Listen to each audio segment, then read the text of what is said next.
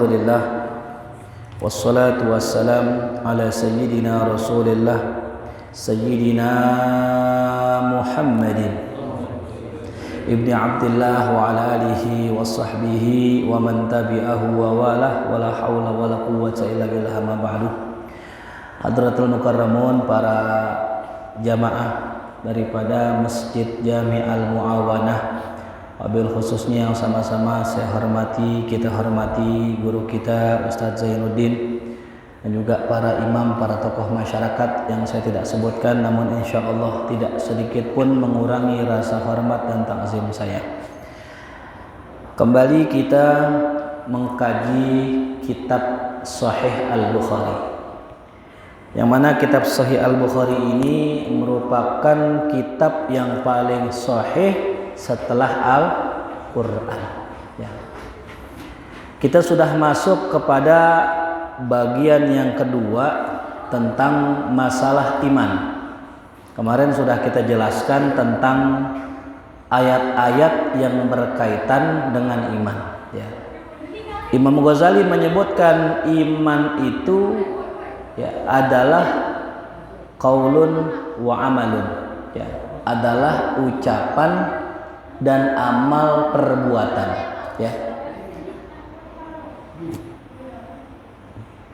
Jadi tidak disebut dengan iman jikalau hanya sekedar ucapan, hadirin. Harus ada perbuatan. Karena Allah selalu menggandeng kata alladzina amanu wa amilus sholihat.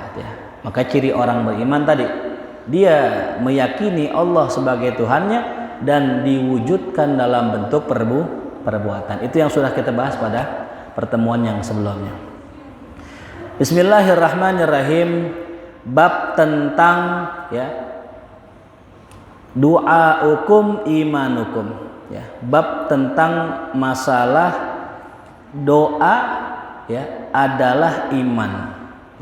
Dikatakan Imam Al-Bukhari dalam Al-Quran ada sebuah ayat dalam surat Al-Furqan itu menyebutkan katanya doa, tapi yang dimaksud iman. Ini kita mesti hati-hati, hadirin. Banyak jebakan-jebakan dalam Al-Quran. Kalau kita tidak teliti, kita tidak punya keilmuan khusus, jatuhlah kita pada pemahaman yang sesat, hadirin. Jadi kalau kita ngelihat sekarang nih ada model kayak SPG, tahu SPG? Syekh Panji Gumilang. Itu sababiahnya karena kurang ilmu, minim bacaan, minim literasi, tidak punya kecakapan atau otoritas dalam menafsirkan Al-Quran. Karena nggak punya kemampuan, maka sesatlah ia menafsirkan Al-Quran. Kita jangan jauh-jauh dah. Kita mau benerin TV, udah punya bukunya, bisa gak benerin? Belum tentu bisa kalau bukan ahlinya, hadirin. Tapi kalau yang namanya udah ahlinya, perlu buku gak? Nggak perlu, dicukup buka, dilihat, oh ini rusaknya ini, ganti ini, servis ini, selesai, hadirin. Sama sama Al-Quran. Jadi dalam Al-Quran ada lafaz yang secara tekstual tidak sama dengan maknanya, termasuk doa, termasuk doa. Dalam surat Al-Furqan, Qul ma ya'ba'u bikum Rabbi laula du'aukum. Kata Imam Al-Bukhari, makna doa menurut bahasa adalah iman. Jadi mesti hati-hati. Haddatsana Ubaidullah ibnu Musa telah menyampaikan hadis kepada kami, kata Imam Al-Bukhari, seorang ulama bernama Ubaidullah bin Musa. Kalau di kita banyaknya Abdullah. Kalau Abdullah itu bentuk besar, kalau bentuk kecilnya Ubaidillah atau Ubaidullah. Hasan bentuk besar, bentuk kecilnya Husain. Salman besar, bentuk kecilnya Sulaiman. Jadi kalau dalam bahasa Arab itu ada tuh kayak begitu, besar kecil bentuk nama. Di Malaysia ada tuh Upin, Ipin, tuh ya. Upin, Ipin, tuh ya. Kalau di kita kayaknya nggak ada ya, gitu. Di bahasa kita nggak ada. Ya. Nah ini Ubaidullah bin Musa ya adalah perawi yang diambil ilmunya oleh Imam Al-Bukhari. Ya. Cuman yang unik hadirin, Ubaidullah bin Musa ini ya adalah seorang Syiah. Ya. Jadi Imam Bukhari mengambil hadis dari seorang Syiah. Kalau kita ya kalau ngambil ilmu kira-kira mau nggak dari Syiah? Nggak mau. Ya, nggak usah jauh-jauh mau lihat Syiah, nggak usah jauh-jauh. Tuh ICC dekat sini, Islamic Center Kultural itu Syiah. Sholat idnya beda tuh dia. Saban kita sholat id dia nggak, ntar mungkin besoknya gitu, atau nggak sebelumnya. Coba aja liatin. Ya. Nah Imam Bukhari dalam sahihnya mengambil riwayat beberapa guru, yaitu gurunya Syiah. Di antara guru-guru Imam Bukhari yang Syiah adalah Ubaidullah bin Musa. Namanya Ubaidullah bin Musa. Tapi luar biasa Imam Bukhari. Ya. Beliau mau mengambil sanad, mengambil riwayat meskipun dari orang Syiah. Itu menunjukkan beliau orangnya objektif hadirin. Nggak fanatik. Kalau orang fanatik kagak mau ngambil ilmu daripada orang Syiah. Ya. Makanya benar kata baginda Rasulullah SAW, beliau pernah menyampaikan, ya, al-hikmah, ilmu, dolatul mu'min adalah barang berharga mukmin yang hilang. Ilmu. Jadi ilmu yang ada di alam semesta itu sumbernya dari Allah. Dikhususkan untuk umatnya Rasulullah SAW, untuk umat Islam. Maka kalau kita mendapatkan suatu ilmu di mana aja, ambil, karena itu punya kita. Ya. Jadi kalau orang Eropa sekarang mengaku dia adalah penemu yang namanya lensa itu, ya. Kita kan pakai kacamata nih. Ini namanya optik. Ya. Dulu penemu pertamanya siapa? Orang Islam. Pesawat terbang yang kita pakai sekarang untuk pergi haji, dulu penemunya siapa? Orang Islam. Teori rumusan fisika, kimia, aljabar, siapa yang nemukan? Orang Islam. Makanya benar kata Rasulullah, ilmu itu adalah barang berharga orang muslim yang hilang. Kalau barang berharga orang muslim hilang, dimanapun kita temukan kita ambil. Ya, makanya sekarang kita ambil lagi ke sono. Ya. Kita pergi berangkat ke luar negeri, ke Sorbonne, ya, ke Harvard. Ngapain tuh? Ngambil ilmu kita, ya. Cuman dipilah-pilih mana yang benar ilmu Islam, mana yang itu buatan orang kafir. Contoh, ya. Kita bikin skripsi, kalau orang S1 bikin skripsi, bikin tulisan, karya tulis. Ya. Di situ ada pendahuluan, ada muqaddimah, ada isi, ada kesimpulan. Itu adalah rumusannya orang Islam dulu. Kalau kita baca tahun sebelum 900, itu orang-orang Islam udah kenal dengan gaya penulisan kayak begitu. Dicontek sama orang Barat. Tuh. Ya. Jadi punya siapa tuh ilmu? Punya kita. Ya. Jadi kalau ngomongin ilmiah jangan nama Islam dah, udah telat. Islam dari dulu udah ngomongin ilmiah. Tidak boleh satu berita sampai kecuali lewat orang yang menyampaikan yang sikoh, yang terpercaya. Kalau tidak terpercaya, maka tidak kita anggap suatu berita tersebut. Itu Islam dari zaman dulu sampai sekarang. Ya. Nah makanya tadi, ya, meskipun ini gurunya Syiah, Imam Bukhari tetap mengambil hadis dari dia. Ya. Kenapa? Nah ini ada sifatnya. Imam Bukhari nggak sembarangan ngambil ilmu dari orang, nggak sembarangan.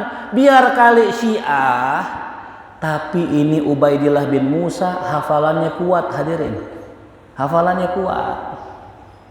Ya, perawi hadis Sahih Bukhari itu nggak sembarangan itu orang yang hafalannya kuat-kuat. Ya, nggak kayak kita, habis ngaji pulang lupa, ntar ditanya. Tadi gurunya Imam Bukhari siapa? Kayaknya Abdullah dah kayaknya. Abdullah yang ini beda tuh. Ada Ubaidillah namanya Ubaidillah tuh ya. Nah ini beliau dikatakan oleh Imam Az-Zahabi sebagai al-hafidh, seorang yang hafal Quran, hafal hadis. Al-abid, ahli ibadah. Al-imam, seorang pimpinan ulama di zamannya. Jadi kalau orang hadirin, dia tuh jadi guru, itu namanya syekh. Orang ngajar jadi guru, namanya syekh. Tapi kalau ada gurunya para guru, ya, gurunya para guru, namanya imam. Ya, jadi kualitasnya di atas. Kalau zaman dulu di Jakarta ini, ya istilahnya dulu ada engku namanya. Mungkin kalau yang tua-tua tahu gak engku. Engku itu guru sekolahan, engku. Di atas engku ada namanya ya guru. Ya, dulu di kampung saya ada guru alpas, ya, guru mutam, gitu. Guru-guru di Fathahilah. Di atasnya guru ada namanya muallim. Nah itu muallim udah paling tinggi dah tuh. Ya, gelar muallim paling tinggi. Makanya jarang yang dikasih gelar muallim. Ya, karena syaratnya banyak. Nah termasuk muallim Syafi'i. Tapi waktu saya ke Malang ke pesantren Darul Hadits pimpinan Al Habib Abdullah Bil Faqih, itu di sana ternyata muallim itu guru-guru pesantren, ya guru-guru madrasah, guru Quran, guru kitab, itu muallim. Artinya muallim bukan yang tinggi, yang tinggi justru ustadz. Nah itu tinggi tuh. Orang kalau panggil al ustadz itu tingginya kayak profesor doktor itu, ya. Gelar al ustadz. Jadi kalau sekarang siapa aja ustadz, baca tahlil ustadz, ya mimpin arwah ustadz. Tapi saya nggak mau tuh kalau disuruh mimpin arwah, saya nggak berani. Ya, mimpin arwah siapa yang berani? Saya mimpinnya orang hidup aja. Arwah belum berani saya. Mungkin Ustaz Zainuddin berani mimpin arwah tuh. Apalagi ngirim arwah itu lebih serem lagi. Malaikat mau temen itu ya ngirim arwah, subhanallah. Nah, jadi tadi imam wa awwalu man sannafal musnad, beliau adalah orang yang pertama kali mengumpulkan buku-buku hadis. Jadi ada namanya kitab hadis kayak Sahih tuh, Sahih Bukhari. Ada lagi yang namanya musnad. Yang kita kenal musnad Imam Ahmad bin Hambal, tebalnya segini.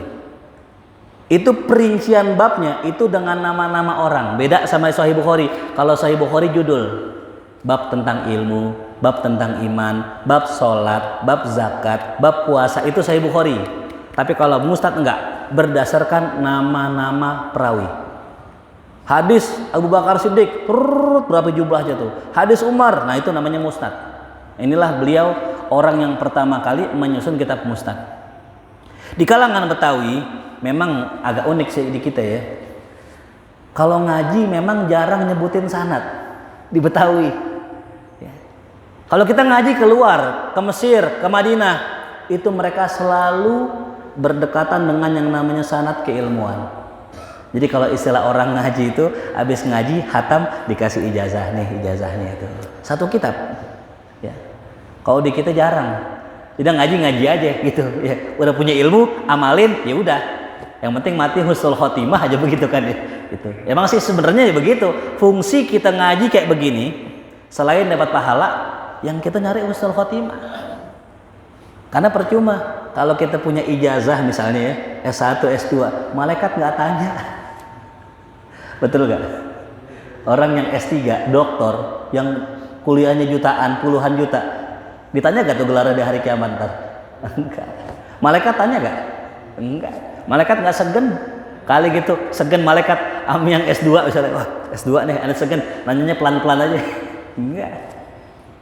Ya. Tapi ada tapinya. Kalau nggak ada ijazah, ya kita nggak bisa tahu nih orang layak apa enggak, begitu hadirin. Ya.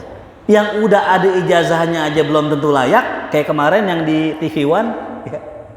UIN dosen, ya kita nggak bilang UIN oknum dah ya, oknum dosen, masa nggak ngerti perkara sesat hadirin? Ya. Sesat itu urusan Allah. Nah, bagaimana ceritanya? Jangan kita Google Maps aja bisa bilang sesat. Google Maps. Lah apalagi kita berhak menilai orang sesat. Ya. Termasuk sesat orang minum es ditiup, nah sesat tuh. Itu ajaran siapa itu? Minum es ditiup. Lah katanya habis berasap Ustaz gitu ngebul aneh tiup termasuk ya kan Allah kasih kita akal hadirin. Allah kasih kita akal. Ya.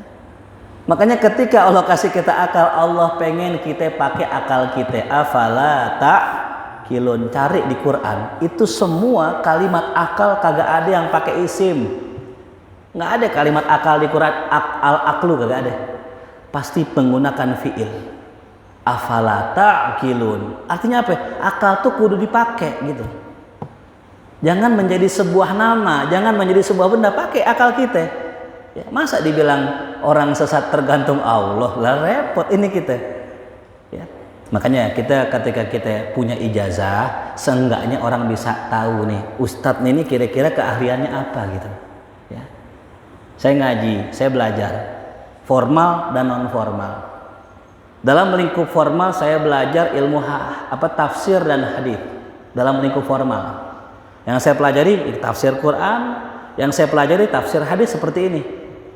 Tapi dalam lingkup non formal saya belajar nahwu, saya belajar fikih, saya belajar tasawuf gitu. Dan orang terserah mau mandang kita apa, mau lihat ustadz ini ahli tafsir boleh, mau lihat ini ahli hadis silahkan, mau mandang ini ahli fikih, emang kita belajar juga terserah. Tapi seenggaknya pastikan yang kita ajarkan bersanad gitu. Pastikan yang kita jelaskan ke masyarakat ilmunya dari guru ke guru ke guru sampai Rasulullah. Ya. Jelas ya. Nah jadi kita mesti hati-hati tuh. Kalau kita nyari guru buat anak kita, pesantren buat anak kita, jangan sembarangan.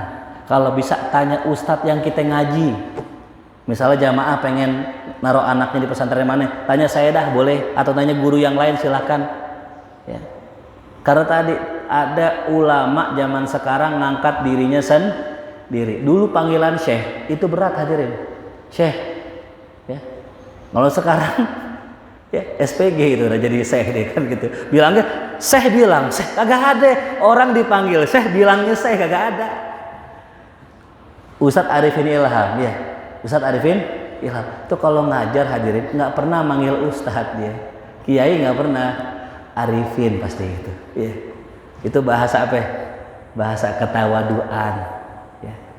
Arifin ajak jamaah semua untuk sedekah, misalnya gitu. Ya. Paling nggak saya gitu.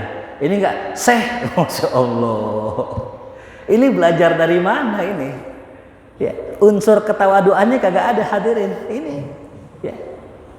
Kalau kita belajar betul dari guru, seorang guru pasti kita belajar makna tawadu. Apa makna tawadu? Ya tadi merendah tuh. Ya. Jelas ya? Tuh. Jadi nggak gampang kita menyalahkan orang lain tuh ya. Bukan nggak boleh nyalahin orang, nggak gampang nyalahin orang lain. Kan seolah-olah kalau ada orang bikin tafsiran baru, dia nggak sependapat dengan tafsiran lama. Ya. Saya datang ke sini, saya tanya, di sini pakai wirid gak? Di sini gimana dia kebiasaannya? Saya hormati ulama-ulama sebelum saya. Ya. Jangan sampai kita datang ke sebuah daerah kita pakai pendapat kita tanpa mengindahkan pendapat ulama sebelumnya. Itu nggak adab namanya hadirin. Ya. Makanya Wali Songo itu datang ke Indonesia, dipelajari itu Indonesia. Betul-betul memahami konteks masyarakat. Sehingga apa? Muncullah tuh lir ilir. Temang sumilir. Itu yang ngarang ulama Hadramaut hadirin. Yang ngarang orang Arab, turunan Arab, bukan orang kita. Ya. Yang main wayang itu orang Arab itu. Mereka berusaha mendekatkan masyarakat dengan Islam dengan cara pendekatan budaya hadirin. Ya. Maka jangan dibuang unsur budaya. Itu. Nanti pecinya kan beda-beda nih. Ada yang putih, ada yang kuning, ada yang peci hitam, peci Soekarno. Mazhab Soekarno tuh hitam, ada yang putih, ada yang pakai imamah. Ini beragam nggak apa-apa. Emang Indonesia itu bineka tunggal ika, beda-beda tapi tetap satu. Makanya kita berjamaah di sini gitu. Jadi jamaahnya nggak pakai jarak kan nggak pakai jarak kan? Kalau pakai jarak berarti pengikut mazhab Soekarno berarti itu.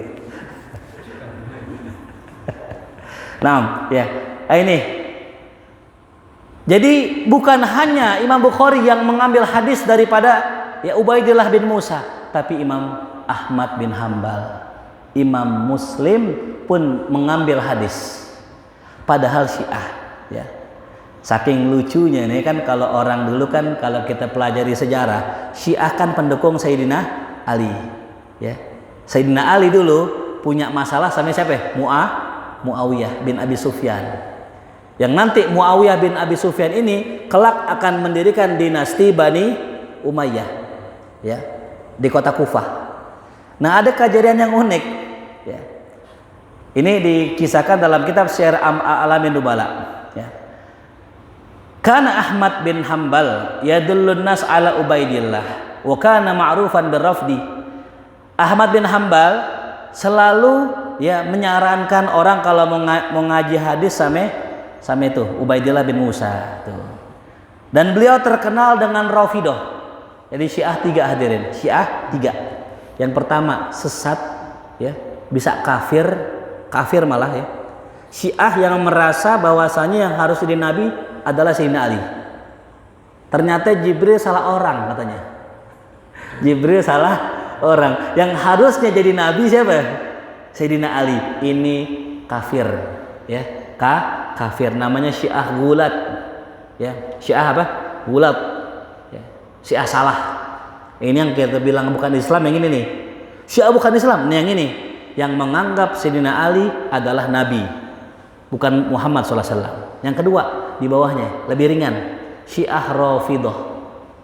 Syiah Rafidah yang menganggap, ya, Abu Bakar merebut kekuasaannya Sayyidina Ali, melaknat Sayyidina Abu Bakar, melaknat Sayyidina Umar, melaknat Siti Aisyah dan sebagainya. Ini Rafidah, sesat, menyesatkan.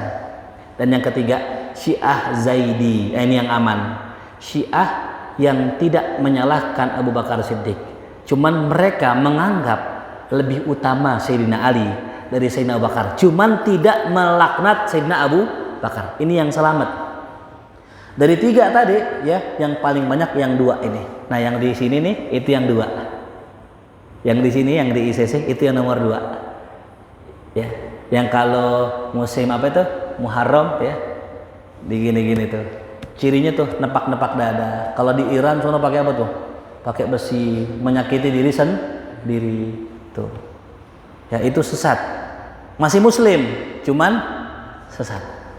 Nah, ini, ya, ini gurunya Imam Bukhari sesat. Tapi tadi beliau dikatakan orang yang hafalannya kuat, hadirin. Nah, jadilah ini luar biasa pelajaran buat kita, ya. Dimanapun ilmu ada boleh kita ambil. Jadi nggak salah kalau orang Islam belajar ke Amerika, nggak salah, hadirin. Selama benar yang diambil dan dipelajarin. Ada gurunya Pak Quraisy Shihab itu, namanya Syekh Abdul Halim Mahmud. Itu cerdas, alim, belajar di Mesir Al-Azhar. Kemudian melanjutkan studinya di Paris, Sorbonne, ya, bukan UIN, bukan Sorbonne, di Prancis. Ngambil filsafat. Wow, Masya Allah, ya. Orang kalau belajar filsafat kadang-kadang ngawur, hadirin. Kadang-kadang ada yang ngaku aneh Allah. Masya Allah, aneh sudah menyatu dengan Tuhan. Ini orang-orang filsafat. Hati-hati, ya, jangan sembarangan masukin anak kuliah filsafat. Kalau belum kuat jangan, mendingan nggak usah, ya. Ntar dibilang semua agama sama katanya gitu. Ini belajar di Sorbonne di Paris, subhanallah. Emang dasaran dari Al-Azhar, hafiz Quran, banyak hafal hadis, sudah tertanam akidah Ahlus Sunnah wal Jamaah. Berangkat ke Paris, itu di Paris nggak ada yang bisa ngalahin debat dengan beliau. Itu orang yang mana aja yang sesat kalah debat sama beliau. Itu luar biasa. Pulang beliau, pulang sampai di Mesir, pakaiannya beda. Yang namanya mahasiswa Paris gimana sih? Pakai jas, pakai celana, nggak pakai peci. Ya. Ala barat, zaman dulu, ya, bukan zaman sekarang, zaman dulu, mungkin tahun awal-awal 1900. Ditegur dalam mimpi, didatengin sama Rasulullah SAW. Masya Allah, mimpi ketemu Rasulullah, ditegur, ya Abdul Halim, ya, pakai pakaian ente, jangan pakai pakaian orang kafir ini tuh. Pakai jas kan pakaian orang kafir kalau orang dulu. Diganti pakaian Azhar, pakai jubah, pakai gomis, pakai imamah. Dan masuklah beliau ke dalam Thariqah Syadzili, ya. Jadi nggak salah mau belajar di Prancis, nggak apa-apa, silakan. Selama ilmu bagus ya. Malah kita mesti mencontoh ya Belanda. Jadi kalau ada ustadz ya di Kuitang itu sedang meneliti tentang Habib Ali Kuitang. Mungkin yang ngaji di Habib Ali bisa cari nih ustadznya. Dia nyari data-data hadirin itu sampai ke Belanda hadirin. Karena data Habib Ali di Belanda lebih lengkap dari di Indonesia. Sampai surat menyurat Habib Ali ya, sampai orang Belanda itu disimpan di sana.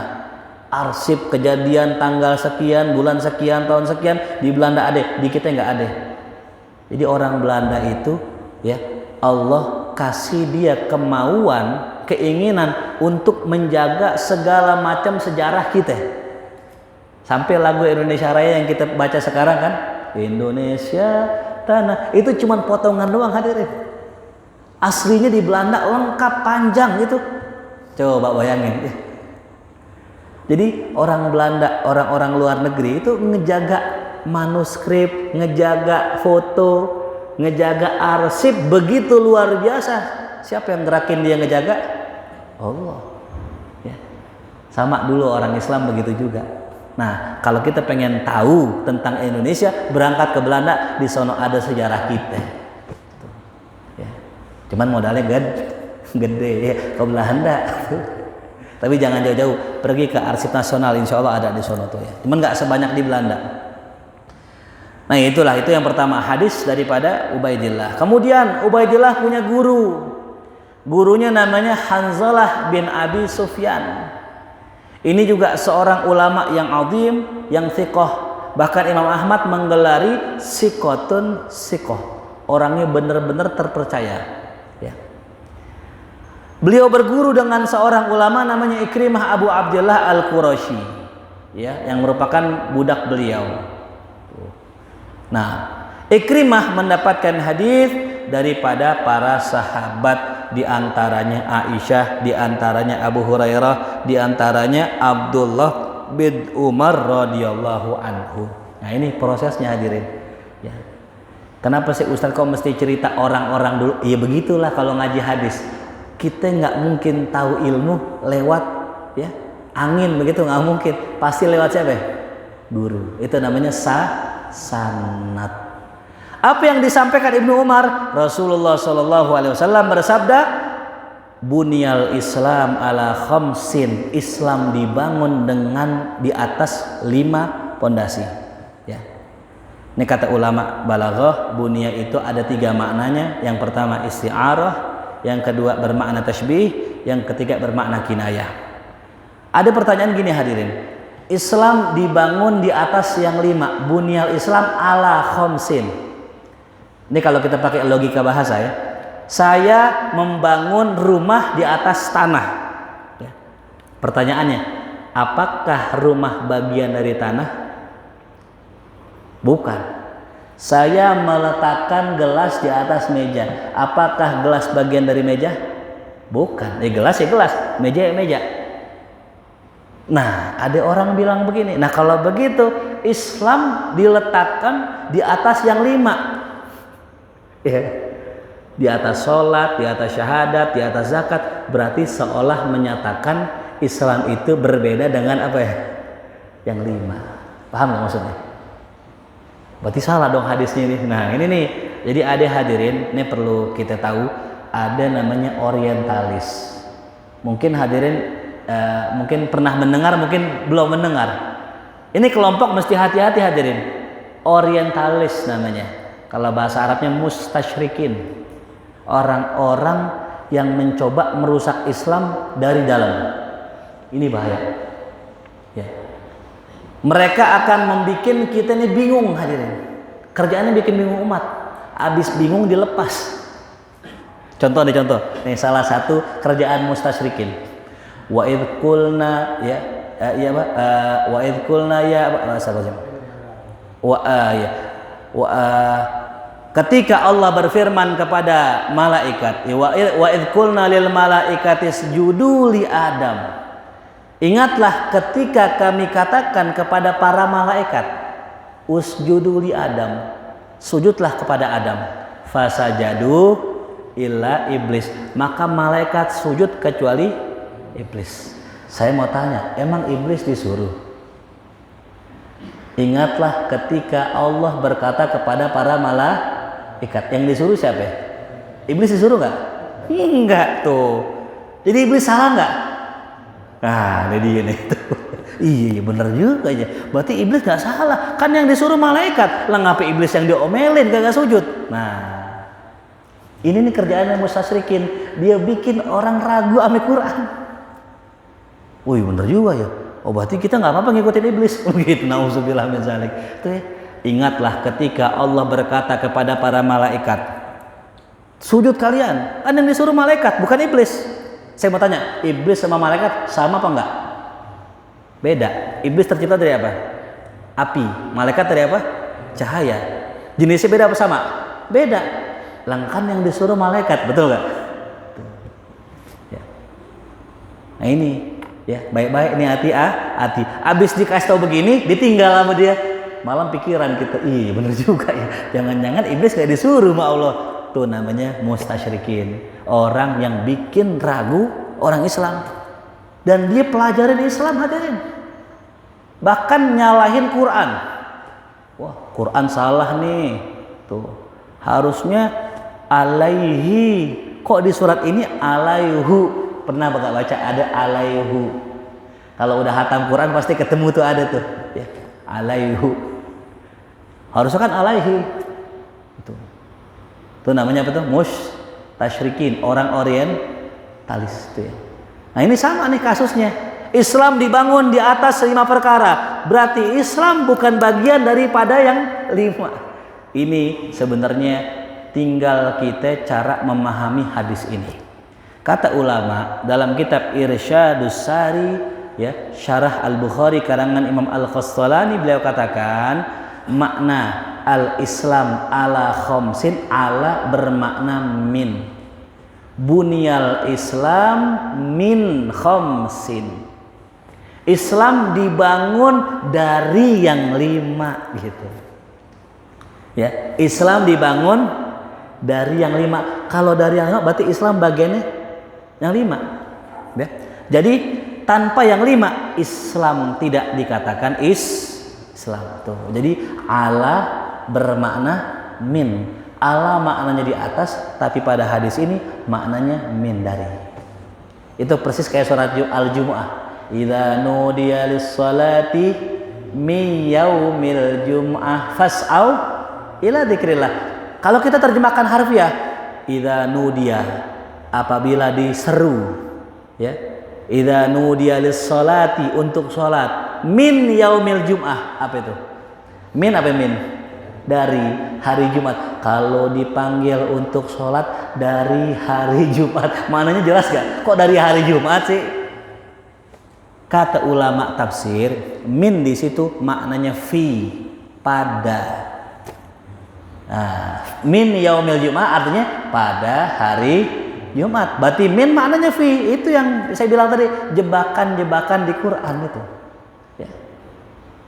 Iza artinya apa? Bila. Tapi nggak semua iza bermakna apabila. Dalam ayat ya, kalau bertemu dengan isim maka iza maknanya tiba-tiba. Tuh. Nah inilah ya. Kita nggak boleh sembarangan tuh nafsirin Al-Qur'an. Tuh ya, udah tanya ahlinya aja, fas'alu ahlal zikri in kuntum la ta'lamun. Udah tanya aja sama yang ngerti dah kalau emang kita nggak tahu tuh ya. Jadi Islam ya dibangun dari yang 5 tuh. Jadi kalau ada orang ngaku Islam tapi tidak mengerjakan salah satu dari rukunnya, maka tidak sempurna keislamannya ya, atau juga tidak sah ya. Apa yang pertama ya? Syahadati. Nah, bacanya kasroh, syahadati. Kalau dalam ilmu nahu menjadi badal, ya. Ada juga yang membaca syahadatu. Jadi khobar atau ya dia mubtada. Ada yang membaca syahadata, boleh juga bacaan. Syahadatu boleh, syahadati boleh, syahadata boleh. Ya. Ada Allahumma sholli wa sallim ala Sayyidina Muhammad wa ala ali Sayyidina Muhammad Ada yang baca Rasulullah, boleh. Ada yang baca Rasulillah, boleh. Dua-duanya boleh. Ya. Kalau Rasulullah jadi khobar, kalau Rasulillah ikut badal ke sebelumnya. Tuh. Rasulullah juga boleh. Ya. Itulah nahu. Jadi kalau kita masalah bacaan itu banyak ilmunya, ya. Tuh. Kalau yang nggak boleh Quran nggak boleh. Di nahu nih hadirin, boleh kita baca alhamdulillah, alhamdulillah, boleh. Gimana kabar? Alhamdulillah, gitu boleh hadirin. Atau alhamdulillah, boleh. Cuman jangan baca dalam apa? Salat, nggak boleh hadirin. Tuh. Bismillahirrahmanirrahim, boleh. Bismillahirrahmanirrahim, boleh. Bismillahirrahmanirrahim, boleh. Asal jangan baca lagi sholat gitu hadirin. Nah, yang pertama adalah syahadat. Syahadati an la ilaha illallah. Rukun yang pertama. Ini yang paling penting hadirin. Bahkan kata ulama, kalau rukun yang pertama kagak ada, yang 4 kagak sah udah. Ya. Rukun pertama syahadat nggak ada, yang 4 kagak sah. Ya, ada yang nanya gini, Ustadz bagaimana hukumnya? Ada orang Nasrani, dia baik, dia suka sedekah, bahkan dia kadang-kadang korban di bulan Idul Adha. Tapi dia Nasrani, apakah adil Allah kalau masukin dia ke neraka padahal dia baik? Ada nanya begitu ke saya. Berarti Allah nggak adil loh. Masa orang udah capek-capek berbuat baik, sedekah, cuman gara-gara dia Nasrani masuk neraka? Jawabannya Allah adil. Jawabannya Allah adil. Adilnya dari mana? Nah begini, ada orang kerja, ya kerja dari rumah bawa sapu, Pak Soleh bawa sapu, nyapu di pinggir jalan, sek, sampai al-wusta disapu sama dia semua. Sebulan dia nyapu, datang ke kelurahan, minta apa? Minta gaji. Assalamualaikum Pak Lurah, saya minta gaji dong. Saya kemarin udah nyapu di depan sebulan. Kata Pak Lurah apa? Ente siapa? Pakai minta gaji kemarin. Udah daftar belum? Karyawan bukan? Anggota bukan? Jawabannya bukan. Kalau begitu jangan minta gaji aneh. Ya. Cuman disuruh daftar hadirin. Kalau dia mendaftar ngasih CV ke kelurahan menerima, bisa gak minta gaji? Bisa. Bisa gak minta balasan? Bisa gak minta upah? Orang Nasrani sekarang ditunggu sama Allah ngasih CV, daftar.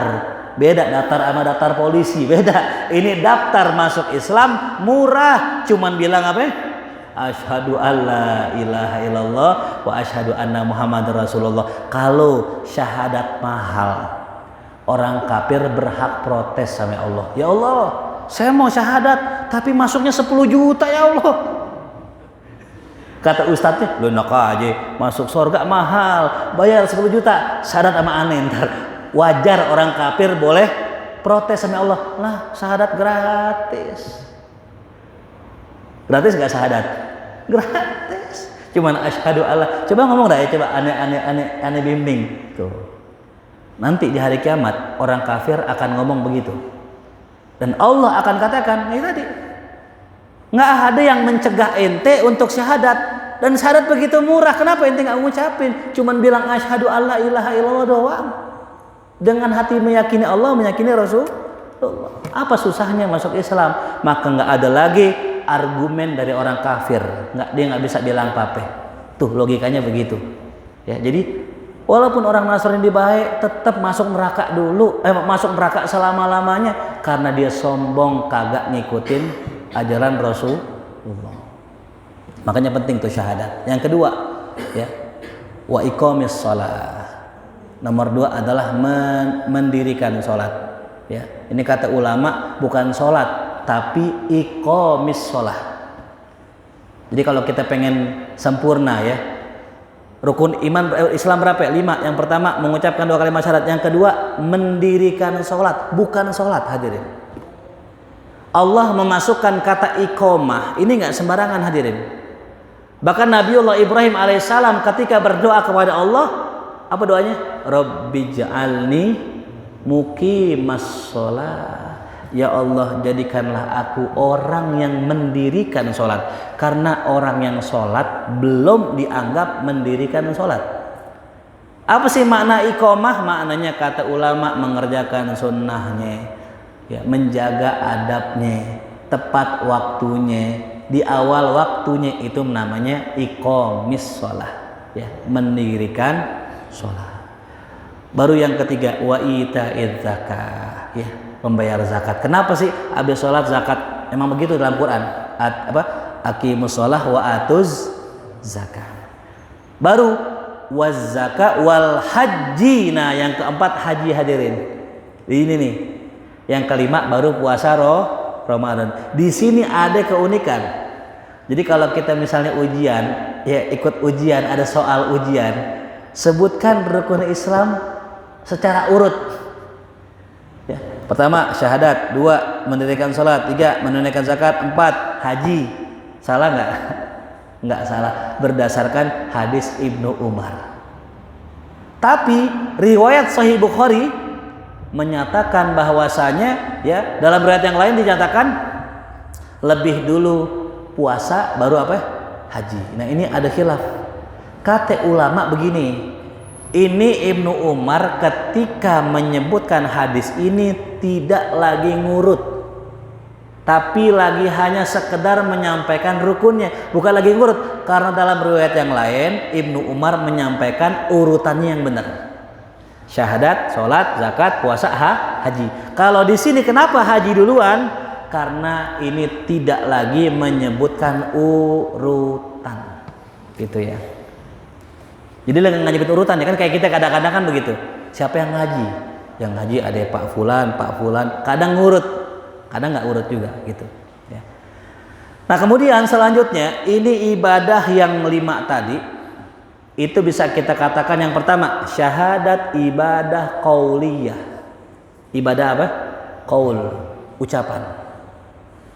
Amma sholah ibadah badaniyah. Apa badaniyah? Badan. Amma zakah ibadah maliyah, ibadah harta. Wa amma ya as-shaum ibadah tarkiyah. Nah ini dia, ibadah tarkiyah. Apa tarkiyah? Meninggalkan. Ya. Jadi ibadah ada juga yang sifatnya meninggalkan hadirin. Yang kelima haji, ibadah kulliyah.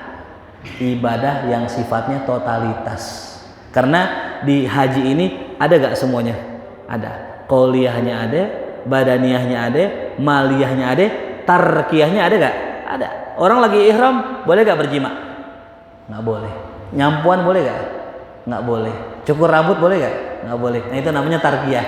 Jadi kalau orang sudah mengerjakan haji, maka dia sudah menyempurnakan rukun Islam. Tuh ya. Nah ini ya. Jadi Imam Al-Bukhari memasukkan ini ya ke dalam kitab iman. Nah, padahal bahasnya iman, bukan rukun Islam. Kenapa? Karena rukun iman ame rukun Islam nggak bisa dipisahkan. Ya, jangan misah-misahin. Aneh mah yang penting rukun Islam aja, rukun iman mah belakangan. Enggak, rukun iman Islam berjalan berbarengan hadirin. Itu ya. Nah, jadi dari pelajaran kita malam hari ini ya kita bisa ambil kesimpulan bahwa siapa yang meninggalkan salah satu rukun Islam maka dia telah merobohkan bangunan keislamannya. Ya. Ustadz saya belum haji, belum sempurna dong Islam saya. Iya belum sempurna. Tapi udah niat belum? Udah. Insya Allah kalau kita meninggal Allah kasih pahala haji. Ya. Amin ya robbal. Amin. Ustadz saya belum punya duit, boleh gak nyicil? Ya, boleh gak nyicil? Boleh. Wajib gak? Enggak. Ingat ya, yang namanya haji itu wajibnya ketika kita punya duit seukuran kita bisa berangkat haji, bisa ninggalin duit buat orang di rumah, buat ongkos ame buat keselamatan kita. Ya.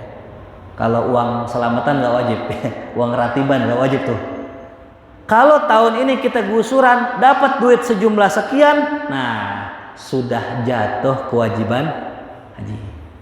Tapi kalau nyicil nggak wajib hadirin. Cuman boleh nggak boleh. Ini orang Wahabi ada yang bilang gini katanya, ya haji nggak wajib, nggak perlu tuh nyicil-nyicil. Siapa bilang nggak boleh nyicil-nyicil? Silakan mau nyicil. Ya. Nyicil boleh nggak? Boleh. Korban itu sunnahnya buat yang mampu, tapi orang nggak mampu boleh nggak korban? Boleh. Siapa yang ngelarang? Ya, justru itu kita nggak mampu tapi korban, namanya berkorban. Kita nggak punya duit berangkat haji, namanya berkorban. Ciri orang cinta, ciri orang cinta, dia akan korbankan semuanya untuk Allah. Ya. Dia akan korbankan semuanya untuk Allah. Itu ciri orang cinta, ya gitu. Ada orang ya demen namanya perempuan, ya, naksir cinta. Dia punya duit cuman ceban, ya. Motor sih ada, man duit cuman ceban. Kata itu perempuan, bang jemput dong di puncak pas, katanya gitu. Nyampe gak ke sono? Berangkat gak kira-kira? Kalau cinta berangkat gak? Berangkat, walaupun duit cuman ceban. Ya, kenapa kau bisa berangkat? Karena cinta. Ntar gimana lu di sono? Kan duitnya cuma ceban. Nggak apa-apa, gue yakin ada Allah. Masya Allah tuh.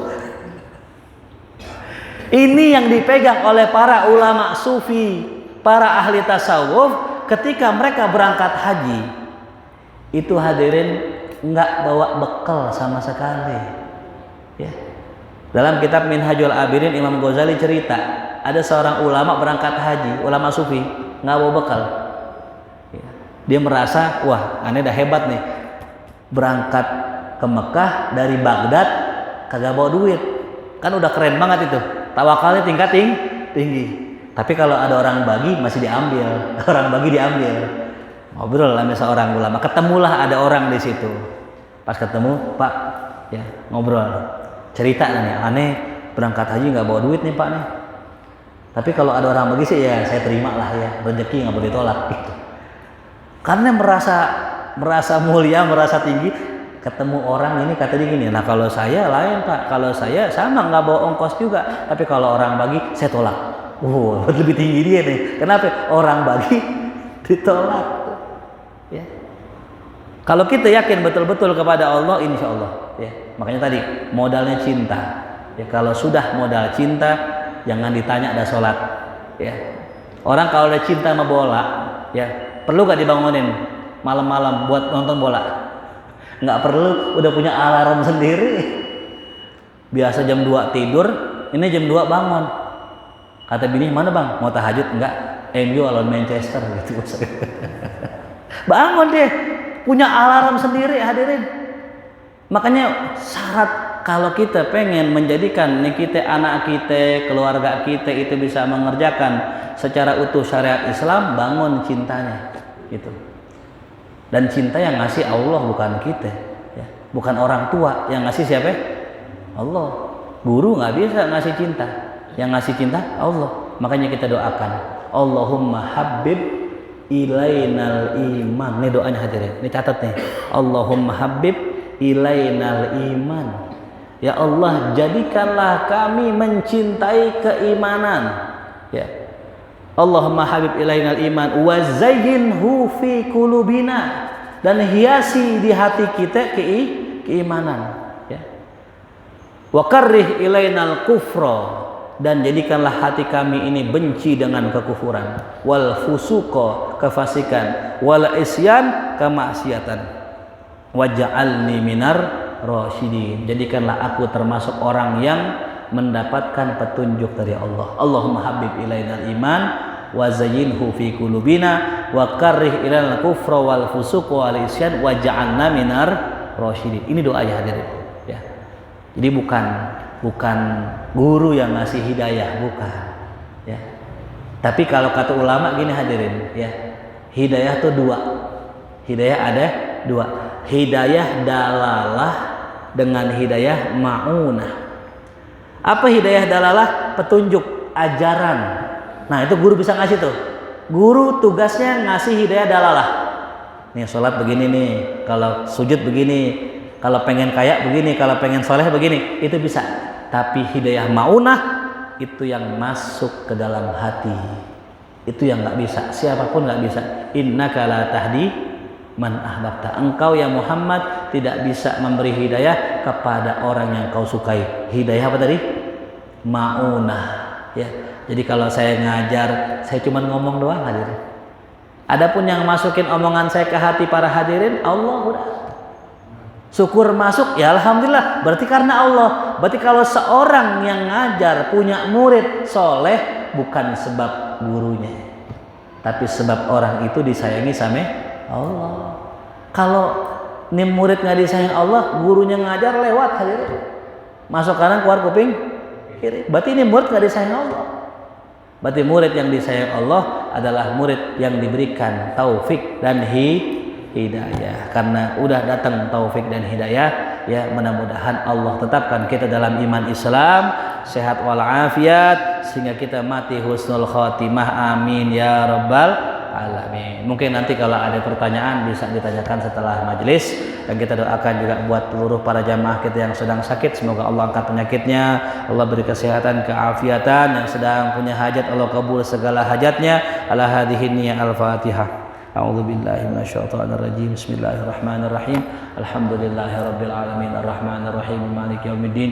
Iyyaka na'budu wa iyyaka nasta'in. Ihdinas siratal mustaqim. Siratal ladzina an'amta 'alaihim ghairil maghdubi 'alaihim waladdallin. Amin. Allahu bihaqqil Fatihah sirril Fatihah karamatil Fatihah. Iftah lana abwabal khair waqtim lana bil khair waj'alna wal hadirin min ahlil khair. Rabbana atina fid dunya hasanah fil akhirati hasanah wa qina adzabannar. Wa sallallahu ala sayyidina Muhammadin wa alihi Alhamdulillahirabbil alamin. Terima kasih. Assalamualaikum warahmatullahi wabarakatuh.